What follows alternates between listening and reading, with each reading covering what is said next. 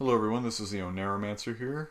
Sorry it took a while. I was reading the Tao Te Ching because I was hoping to get into some Eastern philosophy for my videos. For those who don't know, the Tao Te Ching is essentially the closest thing Taoism has to a holy book. And if you don't know what Taoism is, it's sort of this ancient Chinese religion or philosophy, depending on how you look at it. It's a good book. I would recommend reading it, but just be warned, it is not a straightforward book in a modern sense. You need to do some interpretation. There is some poetic metaphor in there. You should also be aware of what translation you're reading, and you should read the entire thing through before you make a judgment, because certain terms are only defined in certain places, and stuff like that. As I just said, Taoism is an ancient Chinese religion and philosophy. It involves something called the Tao, as you would expect. And it is essentially regarded as the creator of heaven and earth, and it surrounds everything, it's in everything. Essentially, we are all part of the Tao. The Force? Now, the Force is what gives the Jedi his power. It's an energy field created by all living things. It surrounds us and penetrates us. It binds the galaxy together. However, the Tao is not really looked at as a deity. The reason why I'm bringing ponies into this is because, well, one of the things that the Tao talks a lot about is harmony. And this is where I get my Taoism and ponies subject. Now, you may recall a while back there was a video by someone named Neo Zinzo about what are the elements of harmony. You may also remember my friend Knight Sphere the Gnostic replying to him.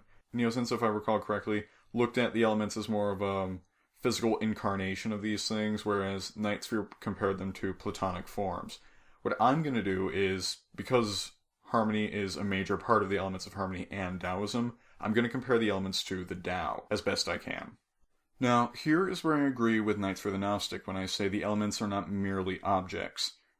Rather, I believe them to be material manifestation of an immaterial force. However, I do not think it is a force that anyone can fully embody or fully understand. This is similar to the Tao as well. I'm going to read two passages of the Tao Te Ching, which talk about the Tao and then compare those to the elements.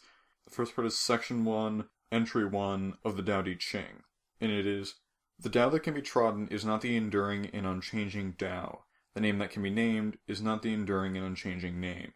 And the Tao goes into more detail about this in Section 14. In Section 14, Section 1, it says, "We look at it and we do not see it. We name it the equable. We listen to it and we do not hear it. We name it the inaudible. We try to grasp it and we do not get hold of it. We name it the subtle. With these three qualities it cannot be made subject of description, and hence we blend them together and obtain the One." Essentially what those passages are saying is that, though we know some things about the Tao, such as things described in the Tao Te Ching, we can never ultimately know the Tao for certain, even though we are capable of knowing some things about it, again, as it describes in the book.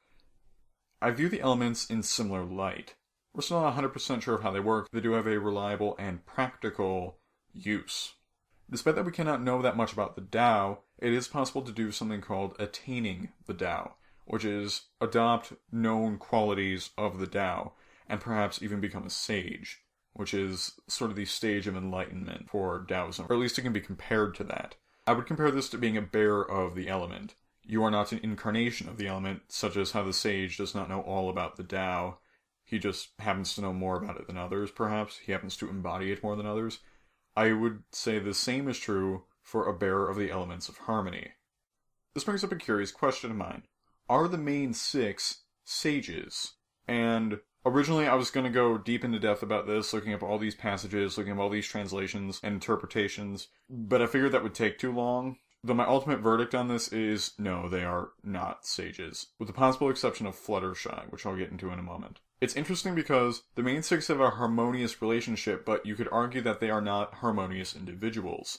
And that's kind of what a sage is, a harmonious individual. Now, a part of being a sage is that you are internally harmonized, even with things that seem like paradoxes. For example, one of these things may be emotionally detached from things, yet still compassionate about things. It's similar to attaining the Tao, or what we know of the Tao. However, just as the main six have sort of attained their element, such as Rainbow Dash with loyalty, Fluttershy with kindness, etc., and these harmonious traits are similar to attributes that we know of the Tao, they still do some things that are not in line with the Tao, which would sort of strip them of their sagehood. For example, Rarity in Sweet and Elite got an ulterior motive, which the Tao does not like. Twilight will freak out about the most minor details, it seems, or overreact, such as she did in Lesson 0, It's About Time, and A Candlelit Wedding, and things like that.